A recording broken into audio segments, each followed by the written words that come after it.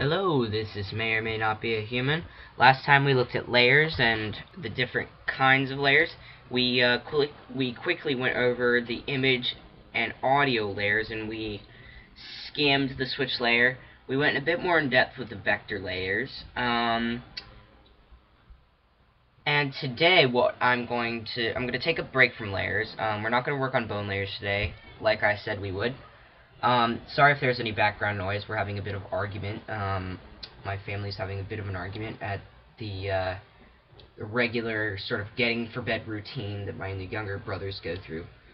So today I'm going to show you the differences between the draw and the fill layers. Now, these are all the different sections of tools that there are. There's draw, fill, layer, camera, and workspace. Workspace doesn't really go in with these two. That's basically just panning the camera, which you can do by pressing space and holding it, and then scrolling the mouse wheel. And then, so that's not that important. Now, I'm going to tell you the difference between the draw and the fill tools. The draw tools show you, they don't create shapes. That's the difference, except for this tool. And you can set it so that it's not actually forming a shape, but that's not important.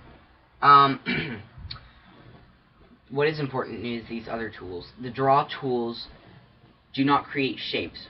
Now, what I mean by that is that, let's say I draw some random shape, not shape, a line. This is a line. This purple line you see here, that is the camera. Obviously the shape is or the line is inside the camera, and I can keep drawing stuff. However, when I click preview, it does not show any of those lines. Here's why. I have not yet defined any of these points as a shape. Until I have defined them as a shape, it doesn't actually show up. Now, I know that doesn't make any sense. Here's what I can do. I can actually zoom in, and it will have this exact same width of line infinitely. Now, just take my word for it that I am actually zooming in. I can just zoom out here, and it's like infinitely small, basically. It's two-dimensional space. It's not three-dimensional. It doesn't have any kind of stroke or anything like that. Now, basically, all of these tools within here only affect specific points. They don't affect the shape itself as a whole. So I can move all these points at once, or I can scale them, or I can rotate them, but it's only going to rotate the points. It's not going to affect the shape itself.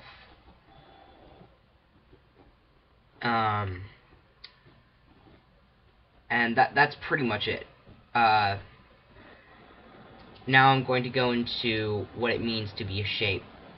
Once you have defined a shape, like let's say I click and drag and select all these points.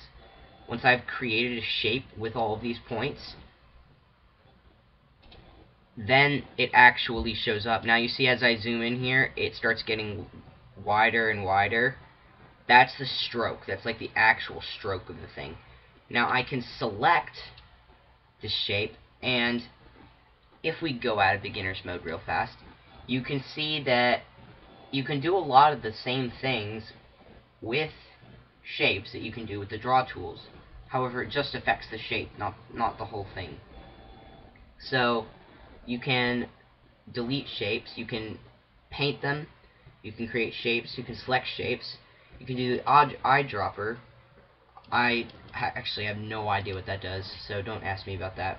One of the coolest tools of the fill tool section, though, is that it changes the breadth of one actual line, like this, see? Now, now if I click File Preview, guess what's going to show up? The exact same thing. The only things that you can actually see when you start animating are shapes. That's what differs a line from a shape. And this has been MayOrMayNotBeAHuman, teaching you guys the difference between shapes and lines. Thanks. Bye. Join me next time.